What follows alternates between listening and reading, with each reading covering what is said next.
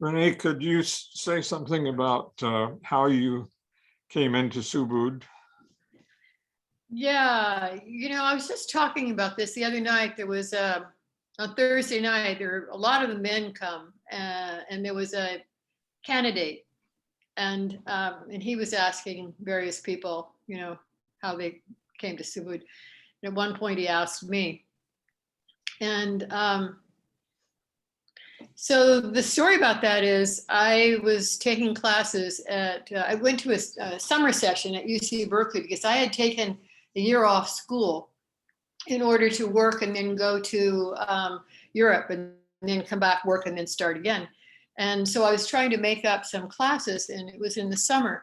And I took a class, and my TA was quite a nice looking young man. And we noticed each other, but nothing happened until the class was over. And then we ran into each other and got together. And he had heard of Subud.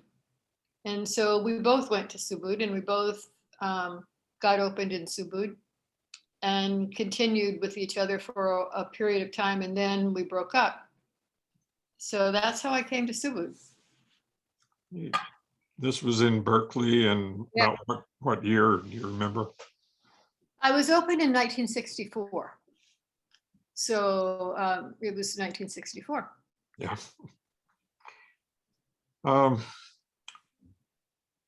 Do you have many experiences around being with Bapak? Well, we lived in Indonesia for 2 years. So I have those experiences. But the first time I saw Bapak was in Santa Monica. And he had come for a visit, and he walked into the hall and sat down.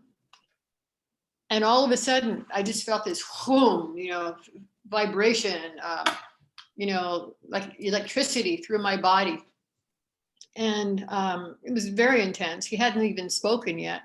And then he began to speak. And as he began to speak, I, like many others, found myself going deeper and deeper into this state. It was like sleeping, but not quite sleeping. And then the talk was over.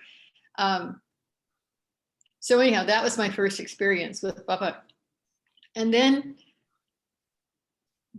some years later, both of Isaac and I were married then, and our kids had been born. So Dave was born in 1975. I think he was maybe like a year old. So it was probably like 1976. And Bapak came to California, or on one of his trips.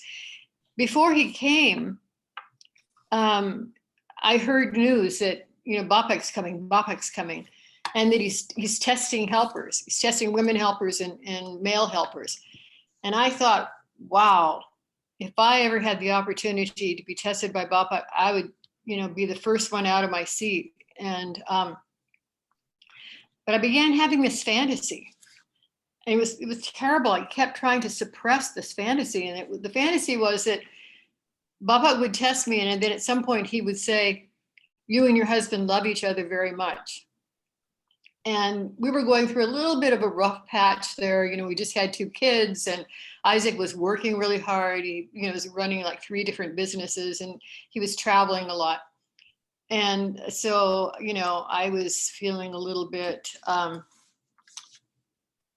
like things weren't going as well as I would like. And but I kept having this fantasy, and I would berate myself and just try to shove it away. But every time it would just come back. And so Bapak came, and he was giving a talk in San Francisco, and he talked for a period of time, and then he said, then Sharif was translating. Sharif and Tudi were up on the stage. Isaac had been driving Bapak around. He had been chauffeuring him around, and had some, really interesting experiences along those, along that. Anyhow, so Bapak, talked for a while, and then Sharif said, Bapak would like one of the lady helpers to come up. and I had positioned myself right on the edge of the, right on the aisle so that I could leap up, and I had taken off my jewelry, and I was sitting next to Lucilla Warren, who was noticing me taking off my jewelry and my shoes. So I was ready to fly up there. Got halfway out of my seat, and I thought, but maybe it's not my turn. Maybe someone else needs this more. And so, and then, someone was pushed forward to the front of the room, one of the lady helpers. And, she had her experience. And the whole time, I couldn't really pay attention to what was going on with her because I was so upset with myself that I had missed my opportunity. And then Sharif translated, Bapak would like another, lady helper to come up. And I flew up there. I was like out of my seat and up in that. Before anybody knew who it was, I heard people saying, who is that? Who is that? So sure enough, Bapak tested. It was one of the most wonderful experiences of my life, really. The part that I remember most clearly is Bapak, asked who I was, and I said who I was, and he said, what was my work? And I said I was a, psychiatric social worker, but I wasn't working because I had small children. And then he said, all right, stand quiet, relax. And then he said, walk as you would if you were a purified woman. And I felt that, and I was able to move, and he said, yeah. And then he said, now walk as yourself, but in Laihan. And I moved, and then Bapak said, yeah, you're a woman who tries to do too many things at the same time. And then he said something, and then Sharif translated, and what Sharif said was, you and your husband get on very well together. And that was the first time that I realized that sometimes my receiving is, I think I'm having a fantasy, a recurring fantasy. But it actually is, a receiving. And then at that point, Tuti turned to Sharif and said something, and then Sharif turned to Bapak and said something, and then Bapak laughed. He said, oh yeah, Isaac, he has a very relaxed attitude. That attitude is very good for the Kejuan, but not so good for business. So in effect, we both got tested that night. Anyhow, that was one of my best experiences with Bapak. But I had actually met him in Chalandak before then, and twice actually. The first time was in probably like 1966, and I went there with a young Subud guy, and I intended to ask Bapak if I should marry this fellow. But before I got there, I remember hearing about a talk or reading a talk wherein Bapak said, don't just listen to what Bapak says, follow your own receiving, follow that receiving, and then you will really be able to receive your Ladihan and follow your Ladihan. And so in those days, Bapak would greet guests on the veranda of the big house. So I went, we went to the big house, and Bapak, said hello, and he shook my hand, and he looked into my eyes, and he said, do you have any question for Bapak? And in that moment, I knew, no, I'm supposed to really find this out on my own. So I said, no, thank you, Bapak. And very quickly, I found out, the answer. So that was really my first face-to-face with Bapak. And then, of course, I went for the World Congress in Indonesia. And, I talked about some of this at Isaac's celebration of life, but Isaac and I had been in this kind of dance, where I always laughingly say, he waited for me like a spider, because I ran from him for like 5 years. And every now and then when he would, I guess, find out that I was boyfriendless again, and then he would ask me out. And so I would go. I would always go, which is funny, you know, because I thought, no, he's not for me. And then I would tell him the whole time we were together, well, we wouldn't be good for each other because, you know, whatever. And he would just smile. And then, you know, we wouldn't see each other for a while. And then he would ask me out again. So anyhow, in Indonesia at the Congress, there was one night when I was walking with Lucilla Warren, and we were passing by one of the little cafes, and Isaac was sitting there, and he waved us over, and we sat with him. And after a little while, Lucilla left, and I continued to sit there. And then Isaac basically declared himself. He said that he felt very strongly for me, and that he thought, you know, we should be together. And I said, I gotta go. And I ran off like my hair was on fire. And a day or so later, they had these booths set up. It was a batik booth, you know, they were selling batiks. And I was over standing looking into this little booth and looking at the batiks, and I felt a hand, a masculine hand at the small of my back. And I had this experience where I really just wanted to lean back into that hand for the rest of my life. And I turned, and it was Isaac. And I have to go. I ran away. But then some other experiences, and then finally, you know, we got together. So that was my second time in Indonesia. And then we went to live there. And again, you know, Isaac was meeting with Bapak on a weekly basis because he was working on the projects, several of the projects. And Bapak had asked him to come there. So it was quite an experience living in Indonesia.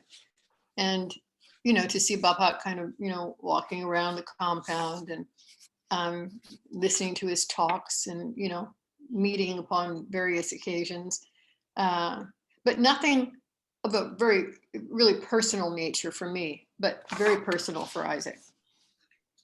So, but at one point, Isaac was away. He was in England. He was kind of Bapak sent him to England to close down a Nugraha. It wasn't doing well. And one Sunday, I believe it was a Sunday, Bapak was giving a talk. And so I went over from our house, which is quite nearby, and was listening to the talk when all of a sudden I began to feel really, really sick, very faint. And I managed to get back to my house, our house, and I thought I was dying. I really did think I was dying. I was growing weaker and weaker, and my body was getting colder and colder.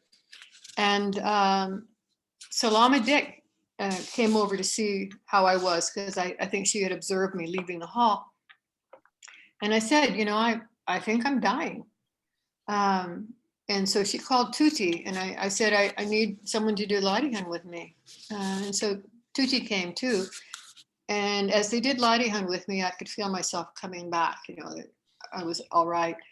And then Tuti went and told Bapak what was happening, and he sent me, it was called a jamu. It's a spiritual drink.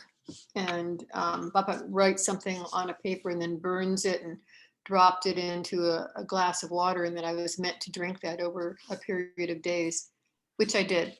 But he also had Tuti take me to his cardiologist. And it turned out that I probably had an episode of atrial fibrillation. And later in life, I had some atrial flutter, but never fibrillation. So anyhow, I think that's what it was. So, and then as we were leaving, when we left Indonesia, we went to say goodbye to Bapak. I'd probably cry, because I always cry when I think about it. Anyhow, So we went to say goodbye, and you would drop to one knee and you would place your hands, on his knee, and he would, tap you on the head. In that moment, I began to sob, and I knew, crap, I knew that I would never see Bapak again alive. And it was, terribly sad for me. And so that was the last time. And I went outside, and Ibu Rahayu and Tuti and Muti, we were all sobbing in the hallway. And Isaac was looking at me like, what? What's going on? But it was like we all knew. The three of us ladies, or four of us ladies knew, that was it for me with Bapak. Anyhow, so those are my Bapak stories. Oh, got me crying too. I can't tell that without crying, it's very intense.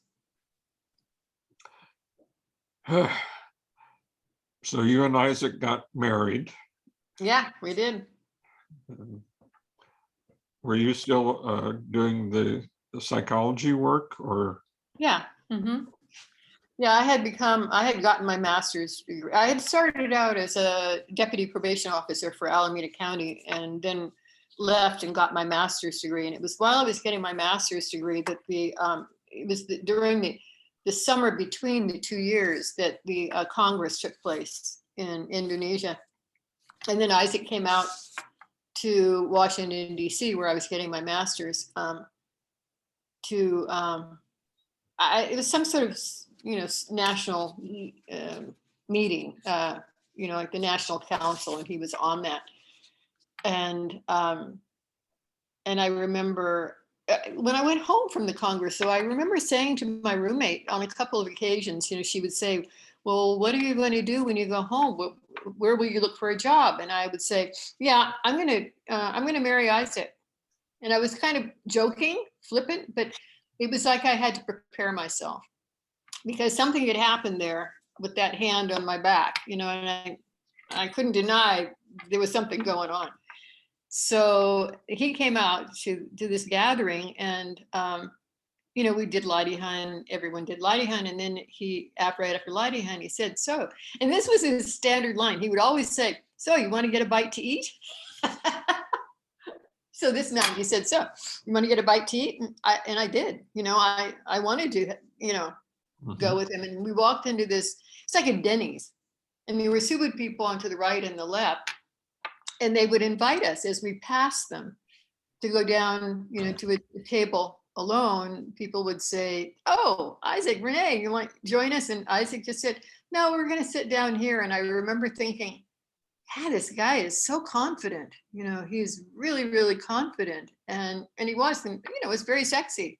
So, so when I then came home from there, the funny part about that was, so I came home, and Isaac uncharacteristically sent me a very romantic bouquet of flowers. And then he called and said, hey, want to get a bite to eat? So we started dating, but it was Ramadan. Then Ramadan hit, and, he was doing Ramadan full on, and so was I. I was staying at my parents' house. And on one of the last nights of power, I had this experience where I was lying in bed, not sleeping, but just lying. There was nothing. I couldn't read. I couldn't, I was trying not to have any fantasies. It's like not watching television, just basically being there and being quiet. And all of a sudden, I don't know how to describe it, but it was like this light came into me, but it was energy. It came into me, and I knew without a doubt that if I didn't marry Isaac, I would never get married and never have children. And I really wanted to have children. I wanted to be married. So it was at that point that I realized, okay, this is really on. And so I remember when we got together after, Fitri, saying to Isaac, okay, here I am. And then he ran for the hills. And so then I went down to Mexico. I just said, well, that's fine. Then I'll just go to Mexico and study Spanish, because Spanish is a good tool to have, in California as a social worker. So the night before I was leaving, Isaac called and apologized and said, no, he really did want to be with me. And he just, kind of freaked out and blah, blah, blah. And I said, well, I'm going to Indonesia. I mean, not Indonesia, I'm going to Mexico. And, he said, well, don't go. And I said, no, I'm going. I was very miffed that never mind that I had, spurned him for 5 years. But suddenly, he was doing the same to me. Anyhow, so he wrote me some love letters when I was there, and then I came back, and then we got married very quickly after I came back. So that's my love story, and my Bapak stories kind of intertwined in a way. Yeah. So have you had any other Subud kind of spiritual experiences, not related to Bapak, but just at other times? I don't know if I would strictly describe them as related to Subud, but I guess so. I mean, I've had 2 heart surgeries, and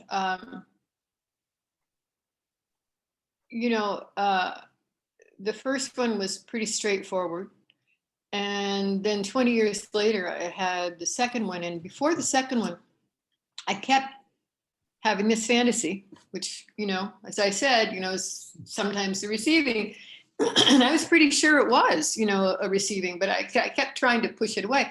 But I kept feeling that I was going to have a near-death experience with my second heart surgery. And,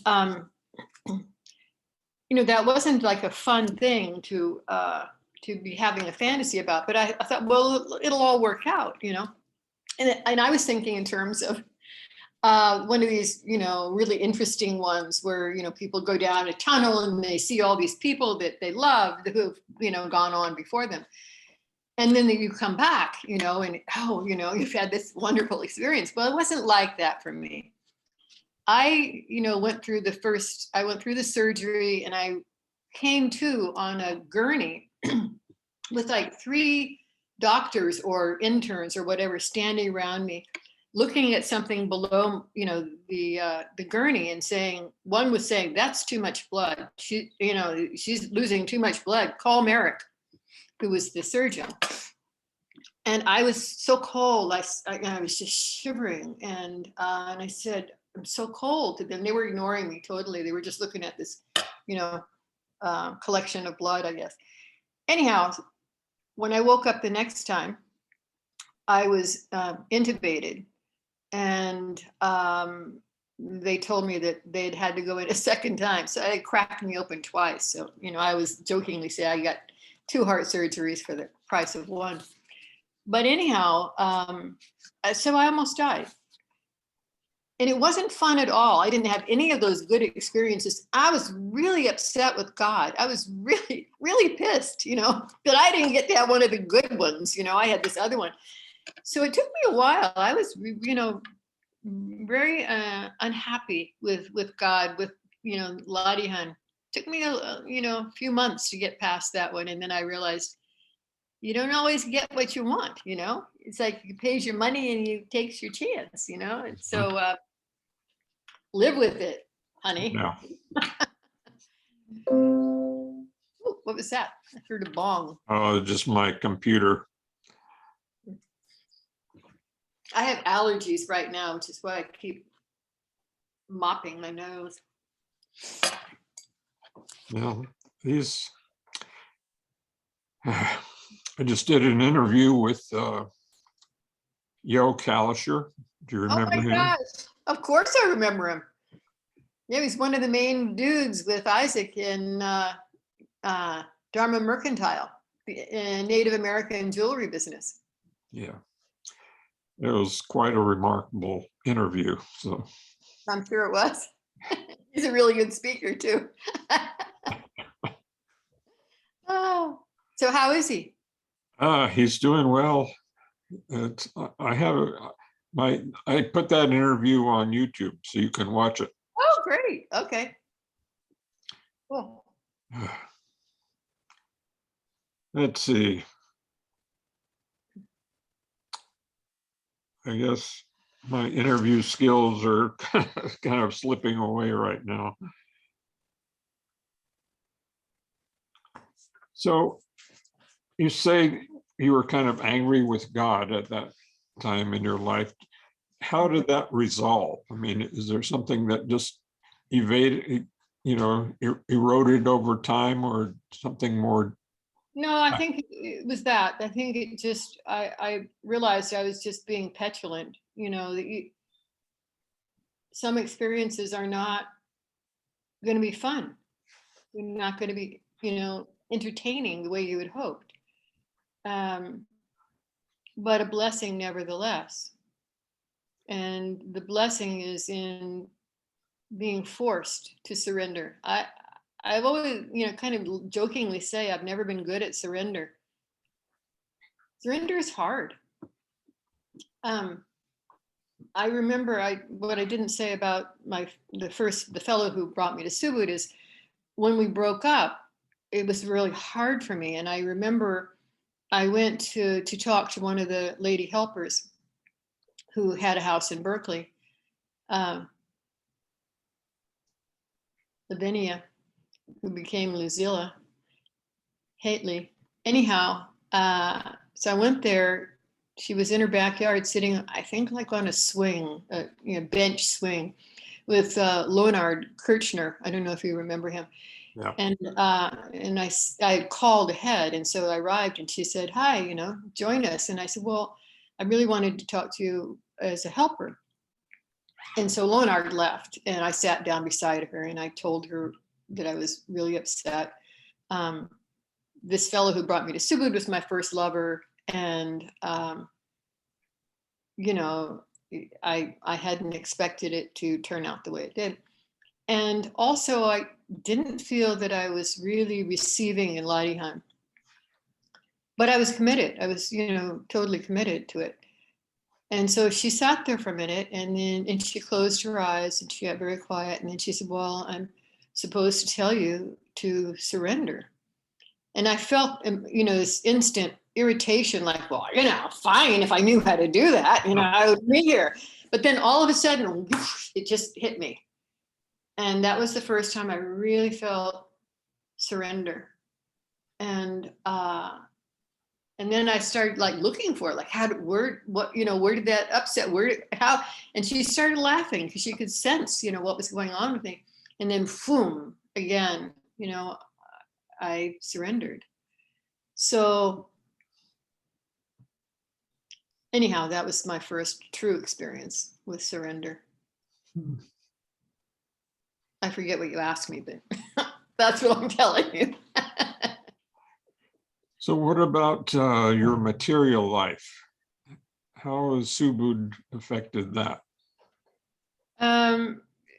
Well, Isaac, being a good businessman, has provided for us handsomely over the years. And, there hasn't really been any difficulty with that. I would say probably the only real difficulty I've had with that is, kind of feeling undeserving. And, but we have given a fair amount to various charities. And so that, has helped. But yeah, I would say materially life has not been unpleasant. Physically, I've had, a fair amount of things to deal with. And so did Isaac. So, those were, I think, our major challenges. There were difficulties in our marriage at times. A couple of times where I had my mental bags packed, but we always managed to work it out and continue to love each other.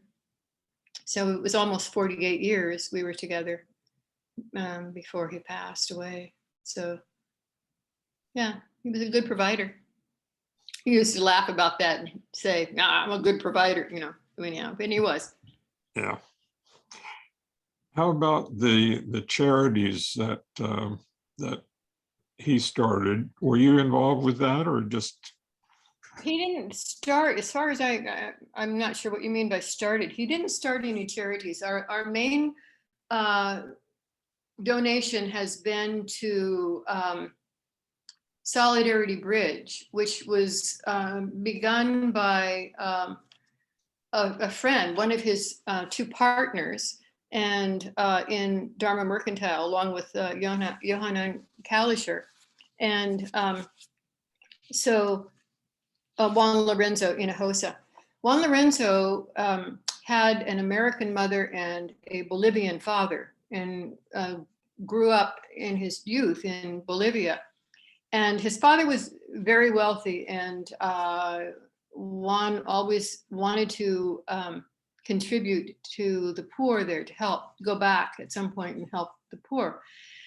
He was opened in Subud. That's how he and Isaac and, we all met, and his wife, Sarah. And we were always very close. We were, dear friends. In any case, he also was very connected with the Catholic Church. And at one point, he felt he had to make a decision which to go with, Subud or Catholicism. And he went with Catholicism and became a professor at one of the Catholic colleges.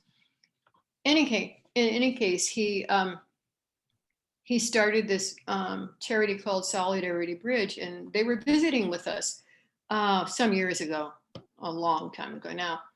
And he was telling me about this. And I said, I'd really like to go. I would like to go on one of the missions and see what it was like. And Isaac sort of said, oh, well, okay, but I really wanted, I just felt like we needed to do that. And while we were on this mission, I realized that there were a lot of, it was with indigenous people for the most part. And they had a lot of heart problems. And, I had heart issues, 2 surgeries. Each of our kids had heart surgeries to repair a defect in their heart. And I said to Isaac, I think that, we should get involved in this. And so we did. And we have contributed and continue to contribute pretty good chunks of money to their good work. And, also to Subud charities and, different parts of Subud. So that's really, how that got started. Is Lorenzo still alive? Juan Lorenzo, yes, he is. And Sarah, they live in Chicago. Well, Evanston. Evanston, yeah. And that's where the main office is for Solidarity Bridge. He also, so anyhow, that's, Okay. They're coming out in March. I'll get to see them in March. We remain really close. Good. So how would you value your Subud experience over the years? I think it was probably the most important part of my life. Even more important, I think, than being married and having children. I think it's the one thing that's enabled me to continue in life with some confidence. I don't know how best to put that. It's hard for me to understand how people can go through life without either a spiritual or a religious connection. I think it would have been impossible for me. I don't know about impossible, but it shouldn't. It wouldn't have been comfortable. Yeah.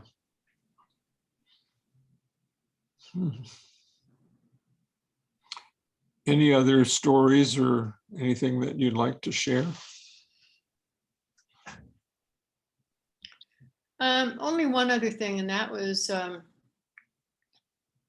when Bapak asked Isaac to come to Indonesia, I said, yeah, sounds good. Let's, if not now, when? But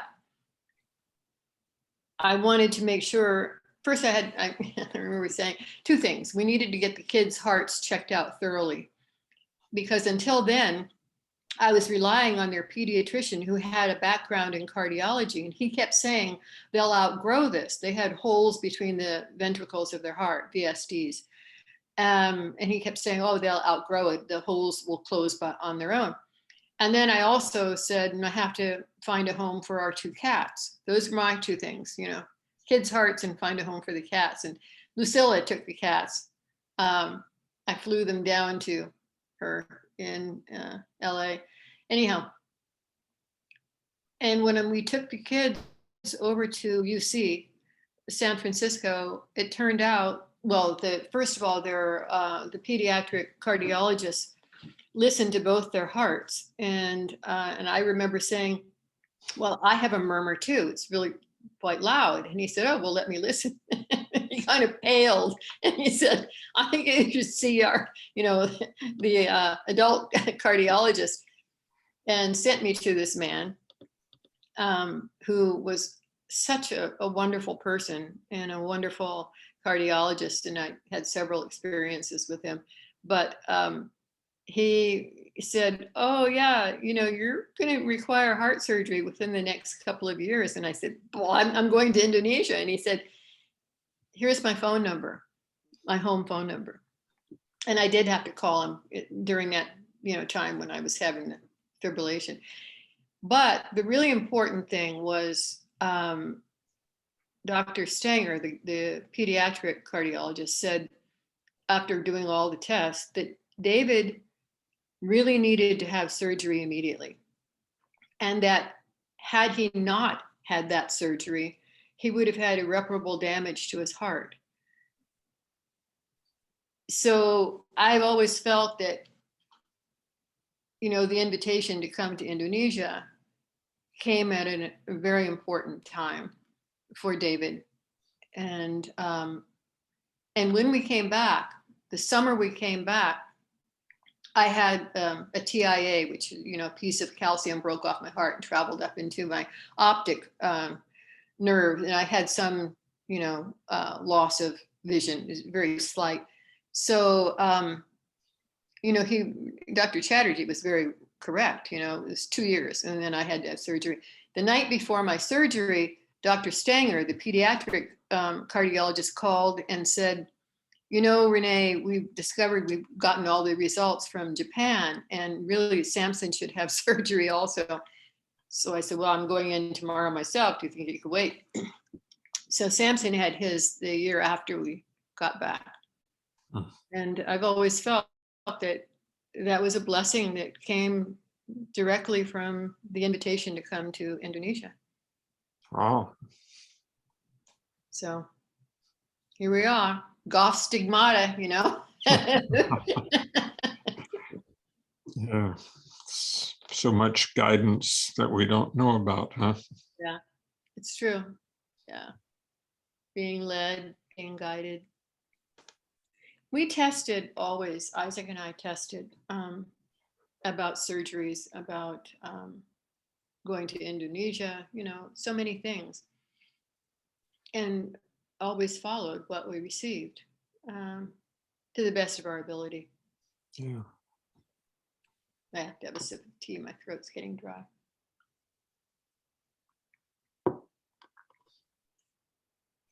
Well, that's all I have. One question, are you agreeable to other people seeing this video? Sure. Got nothing to hide here. Okay. What you see is what you get, Okay. Thank you for talking with me and Sure. sharing your experiences. Good to see you. I haven't seen you in quite a while. I know. Same here.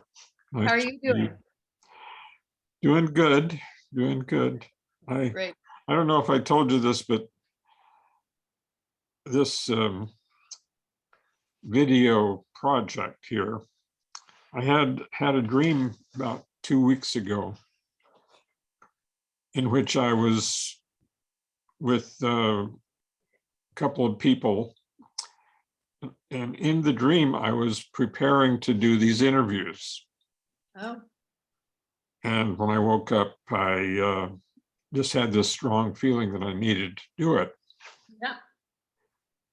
And so I told a friend of mine here in the group, and then he passed it on to the National Committee. And the National Committee is kind of taking it on as a project. Mhm. But just interesting how things work out. Yes, it is, isn't it? So thank you very much for doing this. I appreciate it. Inviting me.